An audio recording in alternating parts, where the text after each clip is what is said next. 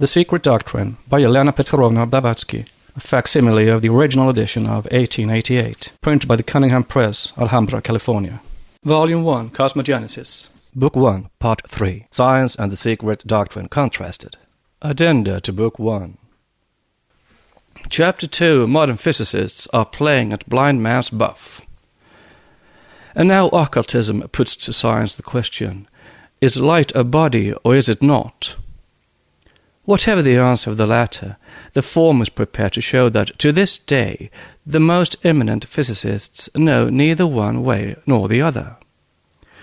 To know what is light, and whether it is an actual substance or a mere undulation of the, quote, ethereal medium, unquote, science has first to learn what are in reality matter, atom, ether, force. Now, the truth is that it knows nothing of any of these and admits it. It has not even agreed what to believe in, as dozens of hypotheses emanating from various and very eminent scientists on the same subject are antagonistic to each other and often self-contradictory. Thus their learned speculations may, with a stretch of goodwill, be accepted as working hypotheses in a secondary sense, as Stallo puts it. But being radically inconsistent with each other, they must finally end by mutually destroying themselves. As declared by the author of Concepts of Modern Physics, quote, "It must not be forgotten that the several departments of science are simply arbitrary divisions of labor. In these several departments, the same physical object may be considered under different aspects. The physicist may study its molecular relations, while the chemist determines its atomic constitution. But when they both deal with the same element or agent, it cannot have one set of properties in physics and another set contradictory of them in chemistry.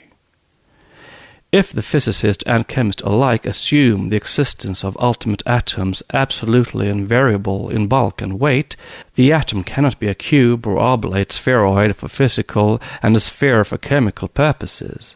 A group of constant atoms cannot be aggregate of extended and absolutely inert and impenetrable masses in a crucible or retort, and a system of mere centers of force as part of a magnet or of a Clermont battery.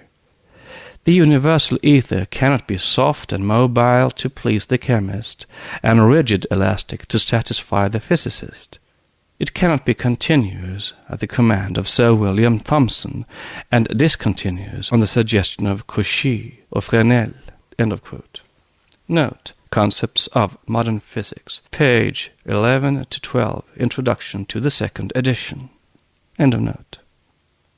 The eminent physicist G.A. Earn may likewise be quoted saying the same in the 43rd volume of the Mémoires de l'Académie Royale de Belgique, which we translate from the French as cited. Quote, "When one sees the assurance with which are today affirmed doctrines which attribute the collectivity, the universality of the phenomena to the motions alone of the atom, one has a right to expect to find likewise unanimity on the qualities described of this unique being, the foundation of all that exists. Now, from the first examination of the particular systems proposed, one feels the strangest deception. One perceives that the atom of the chemist, the atom of the physicist, that of the metaphysician, and that of the mathematician have absolutely nothing in common but the name. The inevitable result is the existing subdivision of our sciences, each of which, in its own little pigeonhole, constructs an atom which satisfies the requirements of the phenomena it studies, without troubling itself in the least about the requirements proper to the phenomena of the neighboring pigeonhole. The metaphysician banishes the principles of attraction and repulsion as dreams.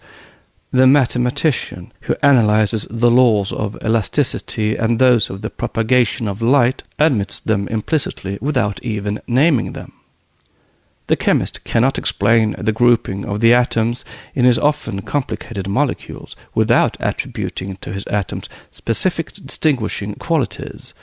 For the physicist and the metaphysician, partisans of the modern doctrines, the atom is, on the contrary, always and everywhere the same.